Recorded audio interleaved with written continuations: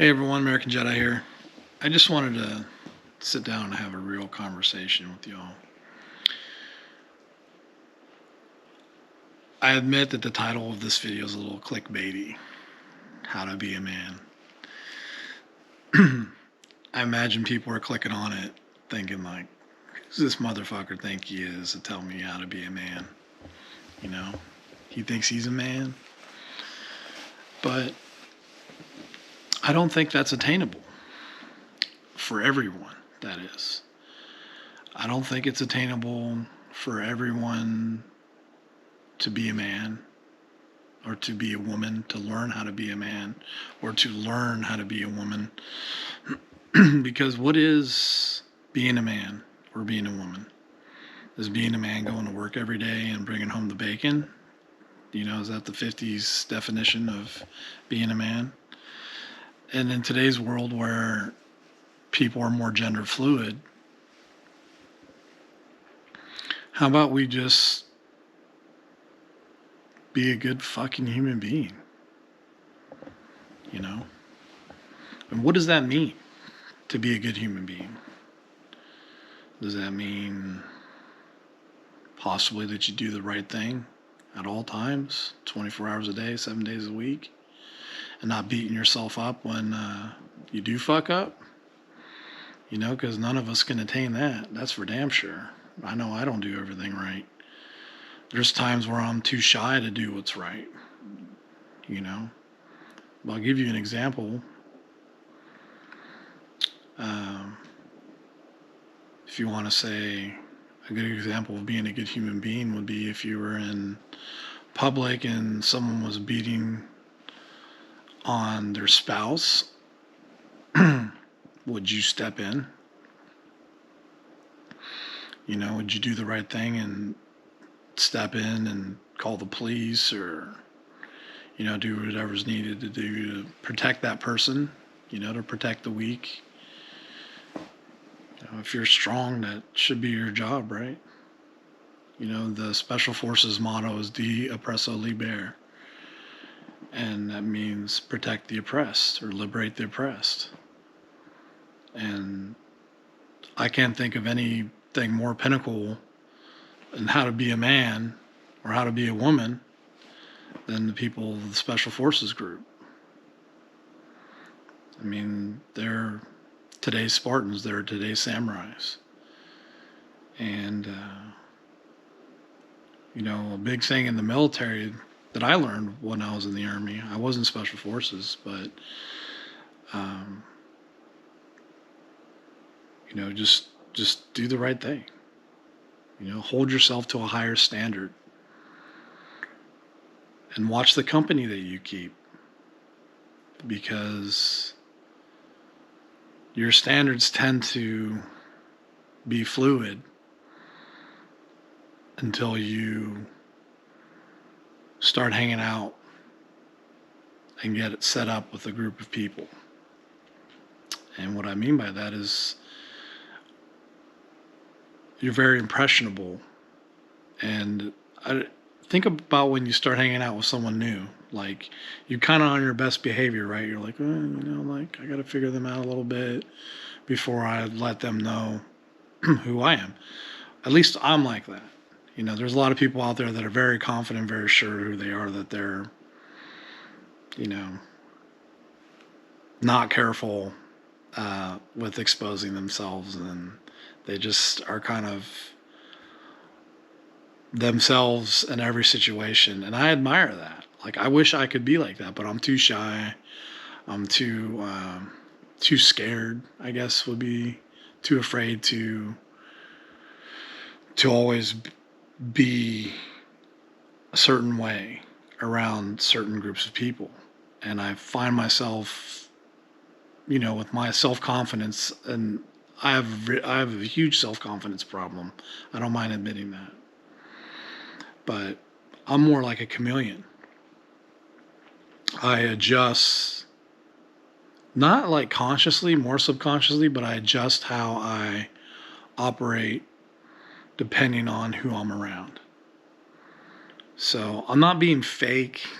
It's just I adjust my behavior and around the people that I'm around. Like I have some neighbor friends, right? And I don't curse as much around them, hardly at all, because I don't know them as well. But we're very cordial with each other. Like we've hung out, we've done trivia nights together, we've drank beers together, we've been at each other's houses. So it's like they're not my closest friends, right? And I don't know if they ever will be, like my close confidant friends, but they're more like neighbor friends that I hang out with occasionally to, I guess, try and cure the loneliness that I have. Let's be real. A lot of us in the United States, there's an epidemic of loneliness. We go from our house bubble to our work bubble, back to our home bubble. And what is the definition of home? Back when we were hunter gatherers, home used to be where the village was, right? That used to be home, was the village. And in some parts of the world, I was listening to a podcast. They were talking about this girl that moved from Pakistan to Germany and how she used to think of home as the village, where her people were at. That was home. But when she moved to Germany, she learned that home was the four walls that you live in. And that's if you think about it, that's very sad. It's very sad that our homes have gotten so small. And I'm guilty of it. I lived at my last house in Ohio for, let me think about this for a second, for 12 years, 11, 12 years. And I think I talked to my neighbor maybe a handful of times. I had one neighbor to the side of me. And the other side of me, my neighbor was like a quarter mile down the road, and there were no neighbors behind me, and the neighbors across the street, they were on the other side of there was no across the street. They were like on the other side of this, I don't even know what they call it, a rainwater, basically where all the rainwater flows down, a gutter, I guess you would call it. And then the next neighborhood was on the other side of that, and the back of their houses faced mine. So I only really had one neighbor, and I didn't really talk to her that much. And she died right before I moved, and I was sad that I saw her over there with her family sometimes, and I did the cordial like wave, hello, whatever, but I never really talked with her. I tried to bring her when I moved in. We brought her some cookies, I think. Which is funny because it's a reverse, like you're supposed to get welcome in the neighborhood. People are supposed to bring you brownies and cookies, right? But no, I brought her cookies. She wasn't home, so I left them on her front porch. And I wasn't thinking, but there was no note like, hey, these are your new neighbors. Like, here's some cookies for you. I wasn't thinking, but I was like, oh, I'll leave these cookies here for her. So she probably was like, oh, random plate of cookies. Great, But I never really got to know her. And in this new house that I'm living in, I'm trying to be more cordial with my neighbors. We have a Facebook page. I live in an HOA. Don't recommend. But we do have a Facebook page that, we can chat on and post things of interest, things like that. And there's rules, even for the Facebook page. Like every Wednesday, you can post stuff that you want to sell or self-promote yourself if you have a business. But I'm trying to be more neighborly with my neighbors, and I'm a huge introvert. I also do have PTSD, so I tend to bunker down in my house a lot. This is definitely my home. This is where I spend most of my waking hours, and it's pretty sad, that I don't get out as much as I should. But I've been working on that over the past couple years. I've been really working on leaving the house more, going out to eat at restaurants, getting more involved with my volunteering. Like I volunteer with some various nonprofits, and my obligations are only like, a couple times a month. And sometimes I don't meet them. I'll be honest, sometimes I don't meet, like, I do this, thing about feeding the homeless. I'm supposed to do it once a week, and God, I haven't done it in a while, you know, and, but I'm trying. I'm not giving up. I'm trying to hang out more with my neighbors. My closest friend, like from back in the day, is about an hour from me, and I haven't really visited him that much, but, he hasn't really visited me either. But I don't want to go there like, oh, look, you're not visiting me, so I'm not going to visit you. I want to make the effort regardless of what other people do. When you have expectations of other people, they're going to let you down because your expectations are going to be up here, you know? And I've had expectations of my family, I've had expectations of my friends, and I always set the bar high and I'm disappointed. Okay, or expectations on how people should act or react to what I do.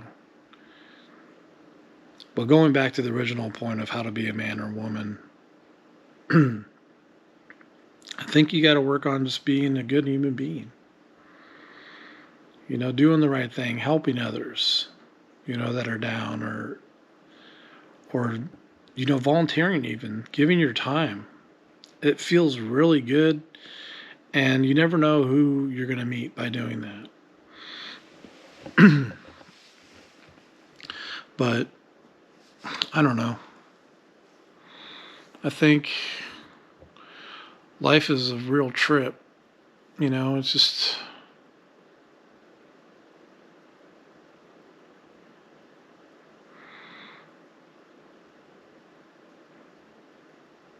it's amazing. I'm 43 now.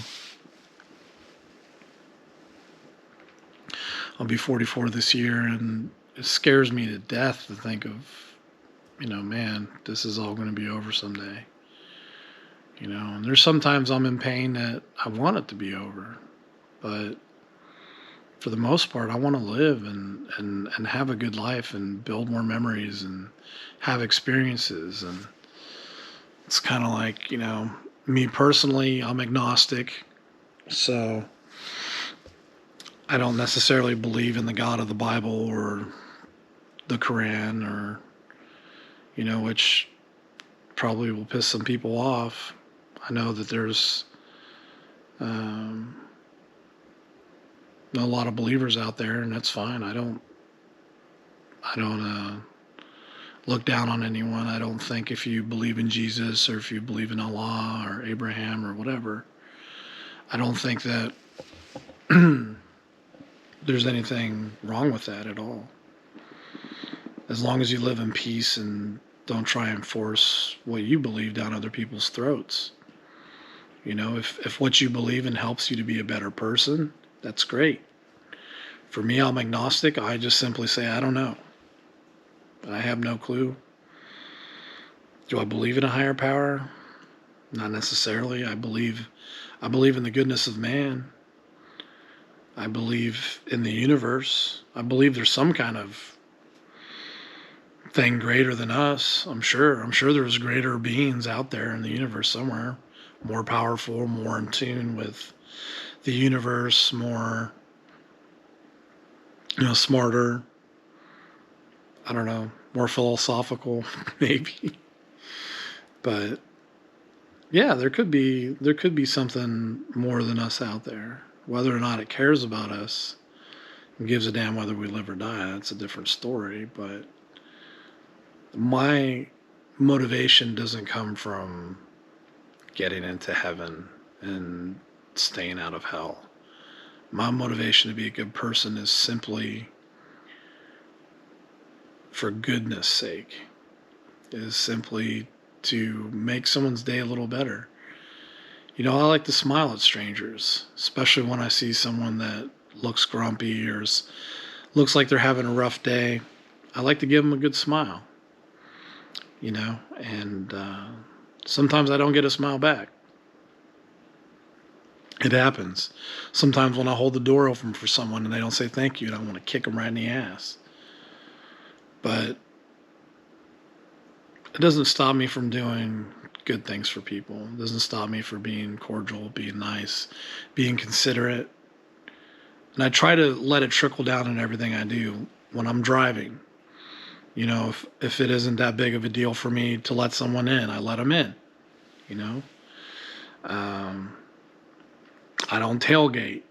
I try to, I don't left lane linger. I use the left lane to pass, and then when I'm done, I get over so that people that want to go faster can go faster. I don't care what you do. Break that speed limit. It ain't my job to stop you. But God, we just need to be better people. This world is gotten so cold. I've noticed, being 44 years old, I grew up in the 80s and 90s. I was a young kid in the 80s, teenagers, and my teens were in the 20s. My teens were in the 90s, and I graduated high school in 98. And back then, I felt like the world was a lot warmer. And I don't know if it's the fondness of the past that may be tricking me, but it felt like the world was a lot smaller. Felt like I knew my community a lot better. There were places that I would go to. Of course, I got out a lot more than I did now. But there were places I went to that people know who I was, and I knew who they were, and I knew a lot more people back then. And seemed when the internet came out,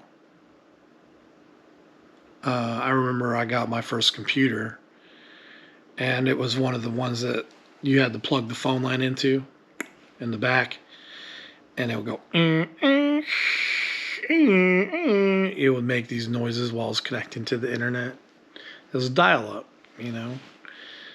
I'll never forget my buddy Lee, who's no longer with us. He tripped out when I was able to order a pizza from the computer.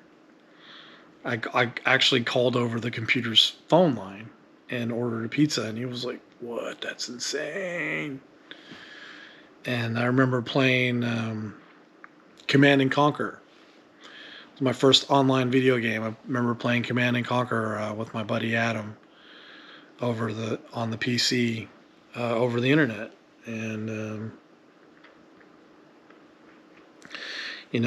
tonight I just played Warzone on my Xbox with 3 other people, and playing in a huge map with 150 people or whatever it is. And technology has gotten insane. But I feel like the faster we become, the more separated we are from each other.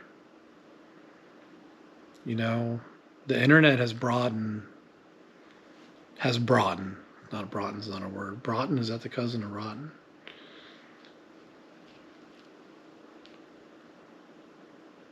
But the internet I feel, has brought a certain coldness to us. We're exposed, and I feel bad for, Gen Z and even millennials, because this constant barrage of bad news, and just not even bad news, but information. We're an information overexposure. Like, we have so much. I'm trying to do this in one cut without editing the video. And for any of you that are listening to me ramble on, I appreciate it. I just want to put out some good vibes. But I feel bad for Gen Z and millennials because they're just overstimulated. I mean, I'm overstimulated, and I don't really Instagram that much. I have Facebook. I got off of Twitter because Twitter was pissing me off. But I have Facebook. I do have Instagram, but I barely use it. Facebook and YouTube are my two go-tos. I read the news. I have like 3 different news apps that I read a couple times a day just to stay up to date on my current events. But I feel like we're in information overload. Something's always trying to get our attention. Hey, look over here, look over here, look over here, look over here.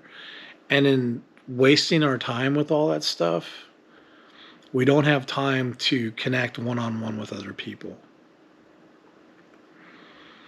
And think about when you're the happiest. I know for me, like, all this stuff, the cars, the TVs, the game systems, the money, all of this stuff that we do to distract ourselves and think that we need or think that we want. You know when I'm at my happiest? I'm at my happiest when I'm kicking back around a campfire with my friends, drinking a beer, just shooting the shit. Take everything else away. Take all the cars, take all the money, all the toys.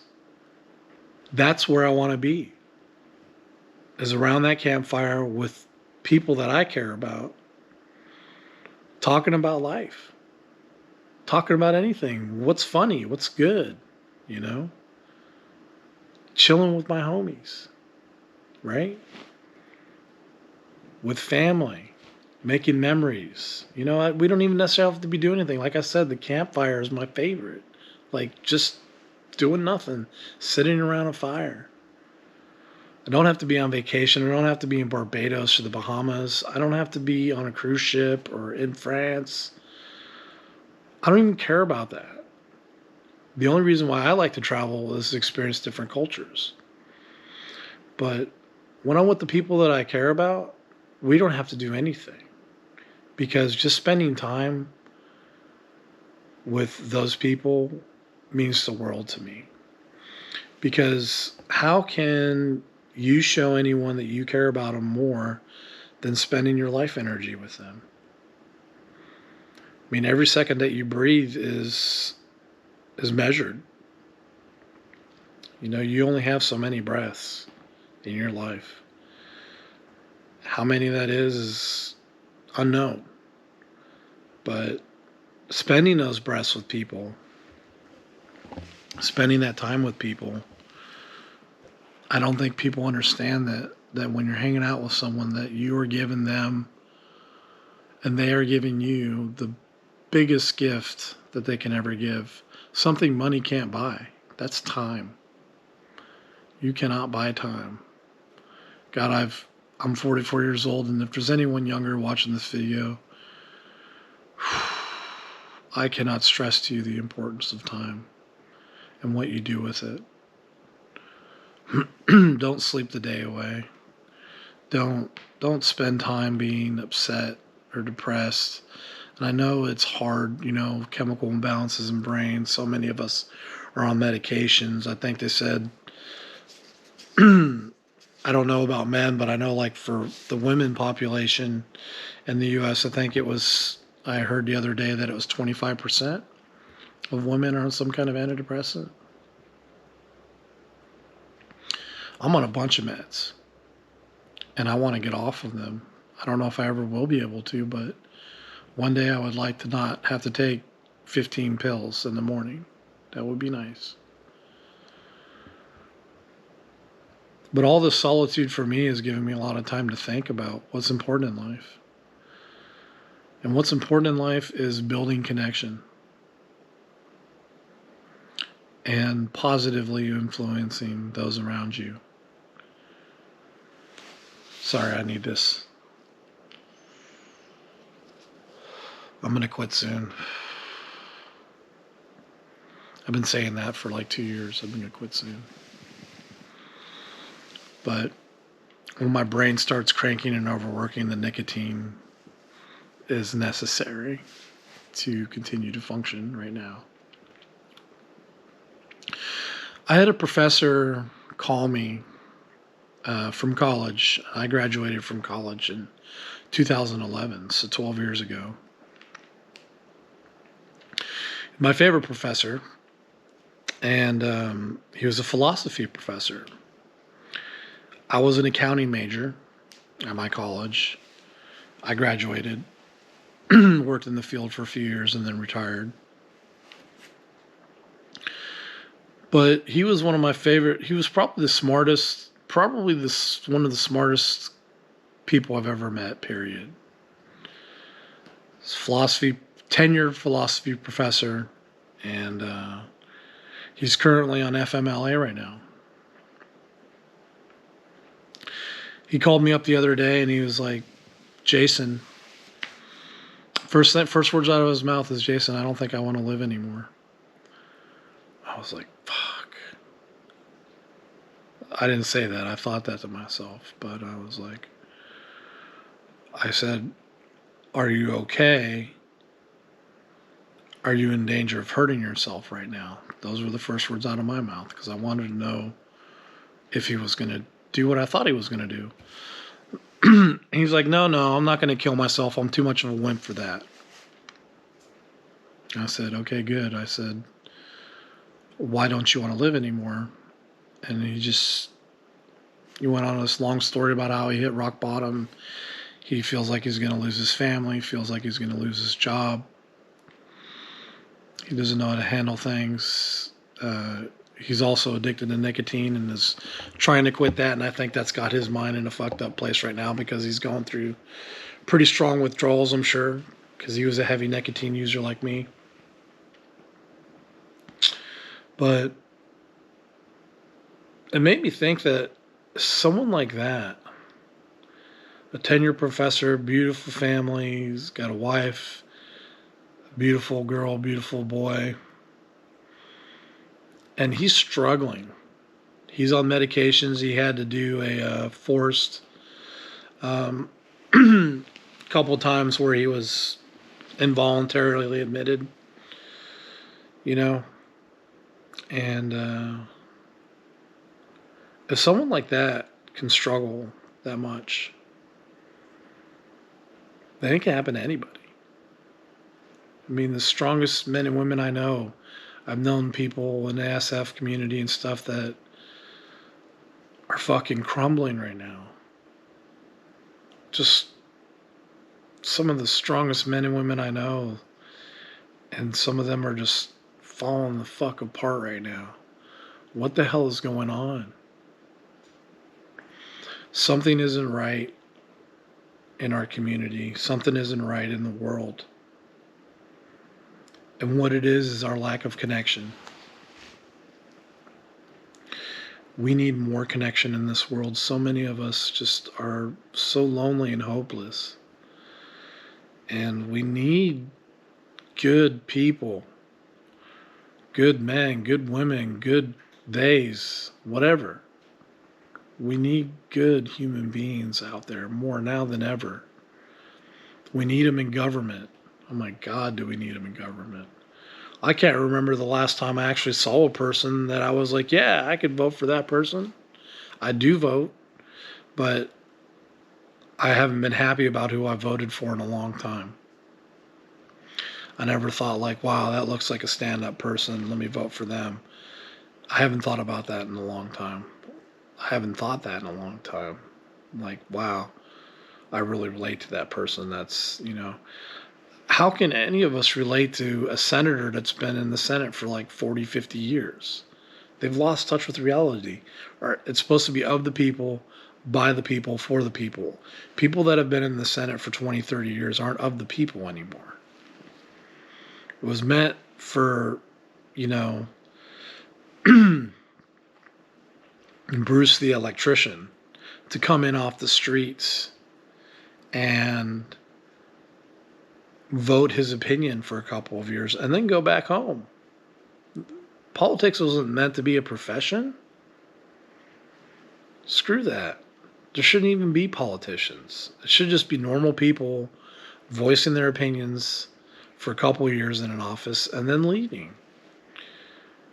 And that's what's so hard for people, is to give up their power, to give up their prestige. And that's why so many people in our government, just not in the United States, all around the world, they're only worried about being reelected and getting more money and getting reelected and getting more money. Serving their own interests. It pisses me off. It should piss you off too. There's so many people in our government that are serving their own interests. And I think that a lot of them started out with good intentions. And then the system just grinds them into submission and grinds them into the status quo of fuck the average Joe, look out for yourself. And I'm not trying to get political here. I'm not trying to get downer. I just want people to know that I really honestly wish the best for everyone. And I hope that if you're lonely, you can find some togetherness, some connection out there. But you got to work for it. Nothing in this life that's worth anything is easy. You got to work for that connection. You got to reach out your hand and you got to grab it. You got to search for it. Go find your people. Join a Discord. Join a group, Facebook group, whatever. Build a support system. If you have a hobby, do it with other people that enjoy doing what you do, And if you've got the cure for loneliness, leave it in the comments, because I want to know. But right now, all I do is I volunteer with some nonprofits, and I'm around people that are like-minded. I'm on a few Discords. It's kind of like the new chat room. Back in the 90s, we had chat rooms, and it's kind of like the new chat room. And I get some connection out of that, and I get connection with my nonprofits, and I do have a small handful of friends that I do talk with on the daily, and texting or by phone, and just keep trying. Don't give up. That's the only failure you can have. Success is just the end point on a road full of failures. You're going to fail, you're going to fail, you're going to fail, you're going to succeed. You're going to fail, you're going to fail, you're going to fail, you're going to succeed. And failure is just a part of it. But true failure isn't even that. If you're attempting, oh, thanks. Get out of here. No one wants to hear you. If you're attempting, then you're not failing. If you're striving, then you're not failing. No matter how many times you fall on your face, as long as you get back up, you're not a failure. And the only true failure is when you stop striving. Is when you stop. When you stop attempting, that's when you've resigned. That's true defeat. It's like knocking over the king on a chessboard. Don't resign. Don't be defeated. Stay true to your nature and be a good person, most of all. Just be a good human being. That's why there's no such thing as how to be a man or how to be a woman. Because the only thing you can do is be a good human being. Help others when you can. And just be a joy to be around. Draw others in and be a delight. Be a delight to be around. I'm not. You don't want to be around me. But just attempt to bring people up that are around you. Be an asset. Don't be a Debbie Downer like me. Anyways, I think that's where I'm going to finish my thoughts for tonight. I just wanted to have this real talk. My channel is a complete mess. I don't even know what I'm doing with my channel. I'm so random. I talk about my car one day. I talk about being a good human being the next. I review a GoPro battery charger the next day. I mean, this is really something that I do so that I don't go crazy, so I don't go cuckoo. It's one of my hobbies is making YouTube videos and watching YouTube. So, and my only hope, I'm not trying to get a ton of subscribers. I'm not trying to monetize my videos, make money. I'm not trying to be an influencer. My only hope is that some people are slightly entertained and some people get some good information, and maybe I help just that one person that really needs it, needs to hear what I have to say. Because I need some help. So get out there, make some YouTube videos. Because I need some help too. But anyways, I think that's where I'm going to end my thoughts. American Jedi signing out. Everyone out there, I hope you have a good day and stay safe. Take care.